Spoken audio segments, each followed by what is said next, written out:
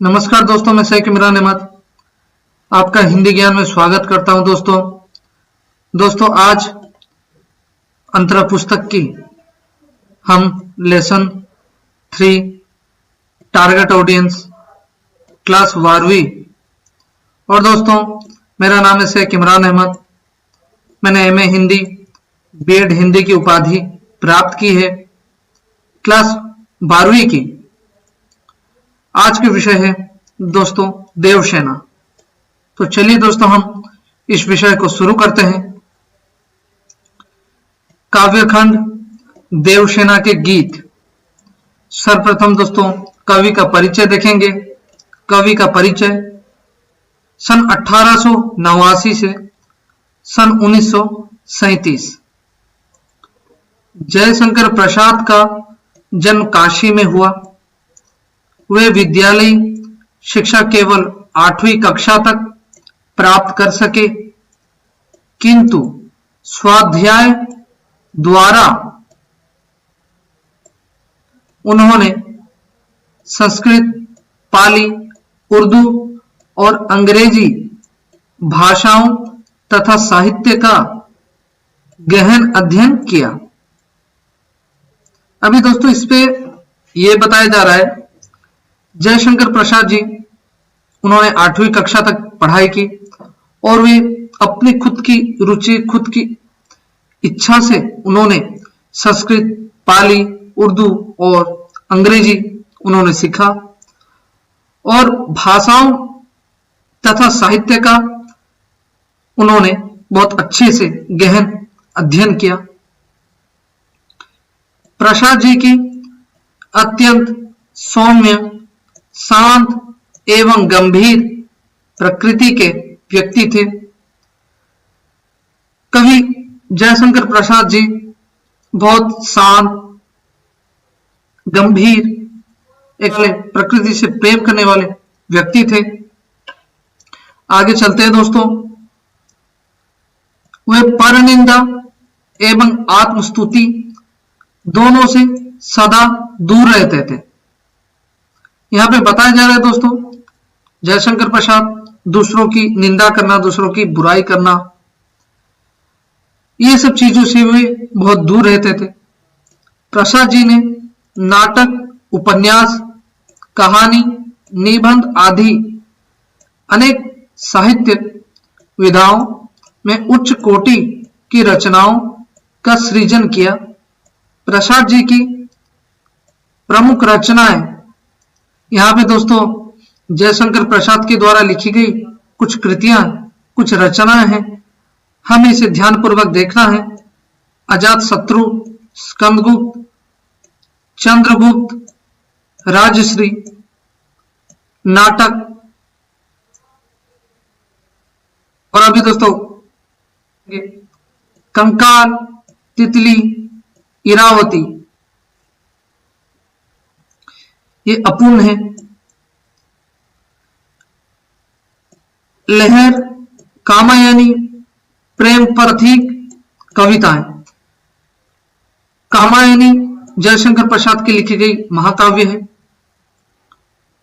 तो दोस्तों जयशंकर प्रसाद जी ने अलग अलग उन्होंने नाटक भी लिखे, कविताएं लिखी और उपन्यास भी लिखे। तो आगे चलते हैं दोस्तों।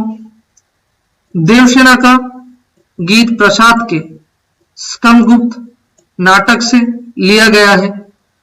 यह देवसेना के गीत आज जिस कविता के विषय में हम अध्ययन कर रहे हैं वह स्कंदगुप्त नाटक से लिया गया है। देवसेना मालवा के राजा बंधुवर्मा की बहन है। हुणों के आक्रमण से आर्यावर्त संकट में है। देवसेना मालव के राजा बंधुवर्मा की बहन है और जो हुण है, हुण के आक्रमण से ये आर्यावर्त मुसीबत में आ गए, संकट में आ गए। अभी दोस्तों आगे देखेंगे। बंधुवर्मा सहित उस परिवार के सभी लोगों को वीरगति प्राप्त हुई। बंधुवर्मा, राजा बंधुवर्मा और उनके साथ उनके परिवार वीरगति के प्राप्त हुए। बची हुई देवसेना भाई के स्वप्न को साकार करने के और राष्ट्र सेवा का व्रत लिए हुए है। और आखिर में दोस्तों ये बंधुवर्मा की बहन देवसेना वही सिर्फ बची हुई थी। उसने भाई का स्वप्न को पूरा करने के लिए और राष्ट्र का सेवा करने के लिए उसने प्राण लिया। जीवन में देवसेना को स्कंदगुप्त की चाह थी, किंतु स्कंदगुप्त मालवा के धन कुबेर की कन्या विजया का स्वप्न देखते थे। जीवन में देवसेना स्कंदगुप्त से प्रेम करती थी, लेकिन मालवा के धन कुबेर की कन्या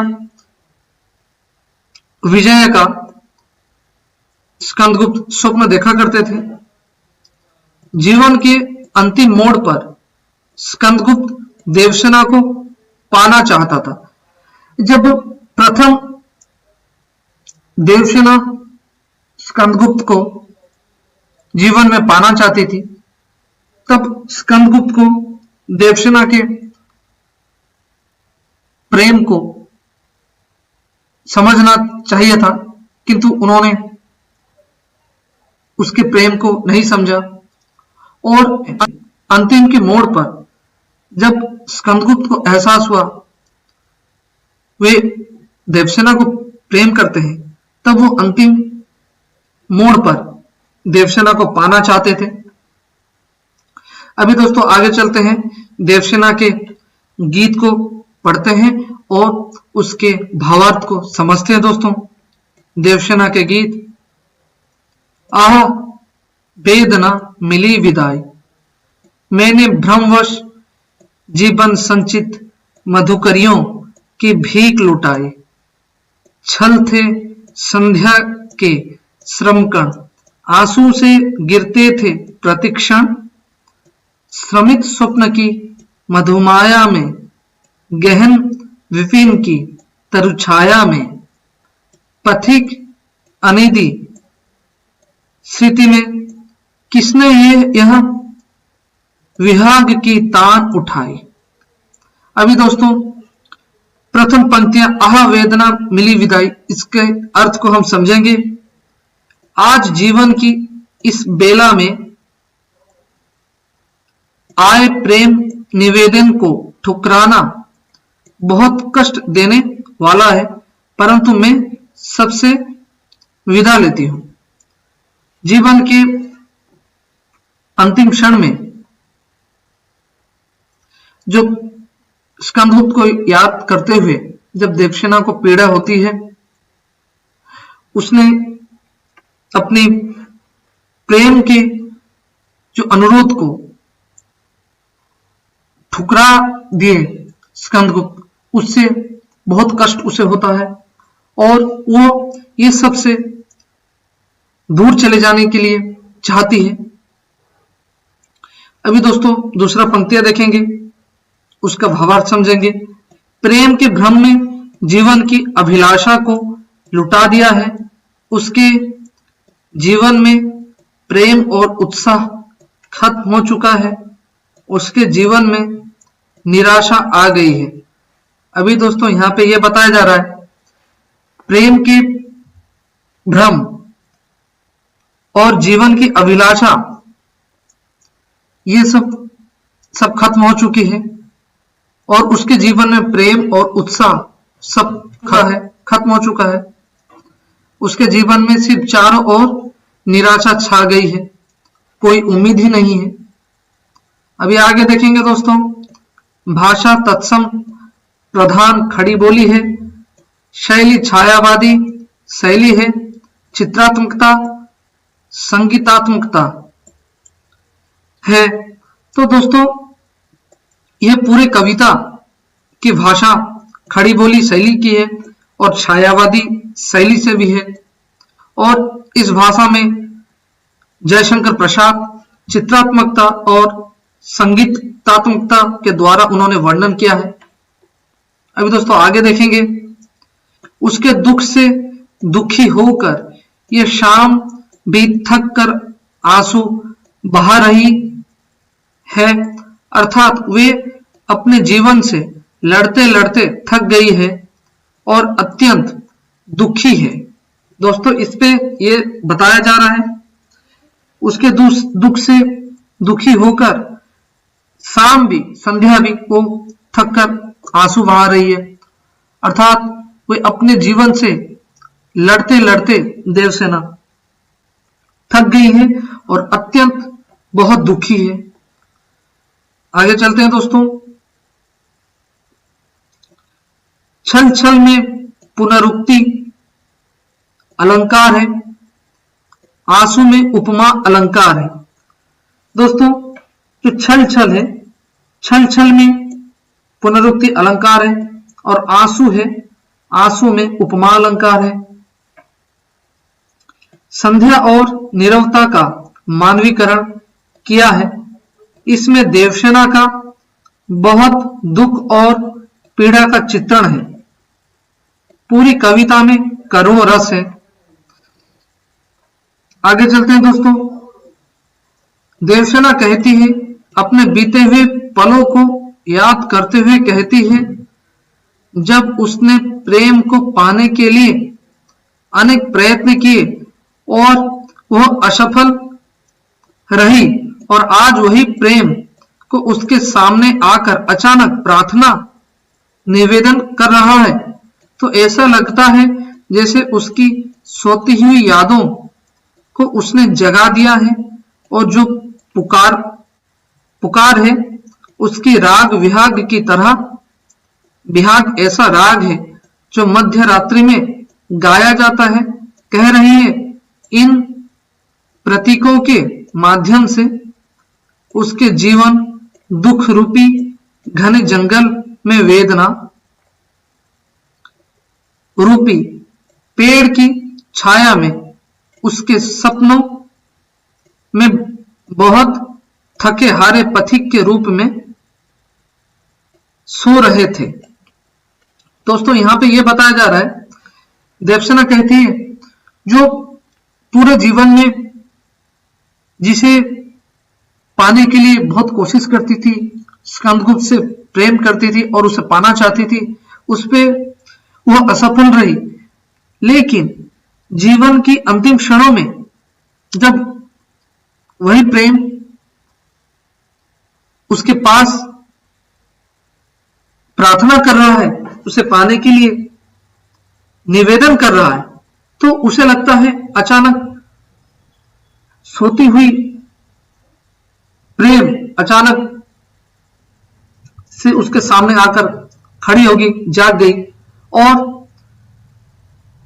मध्य रात्रि में गाया जाता है, कह रही है, इन प्रतीकों के माध्यम से जीवन दुख रूपी घने जंगल में वेदना रूपी पेड़ की छाया में उसके सपने में बहुत थके हारे पथिक के रूप में सो रहे थे, जिन्हें स्कंदगुप्त प्रेम प्रसंग रूप में राग विहाग में जगा दिया है। जब देवसेना स्कंदगुप्त को पाना चाहती थी, तब स्कंदगुप्त उसके प्रेम को ठुकरा दिए, प्रेम को नहीं समझे, और आज अंतिम क्षणों में स्कंदगुप्त देवसेना को प्रार्थना कर रहे हैं, निवेदन कर रहे हैं, उसे पाने की कोशिश कर रहे हैं, लेकिन अचानक ये सोती हुई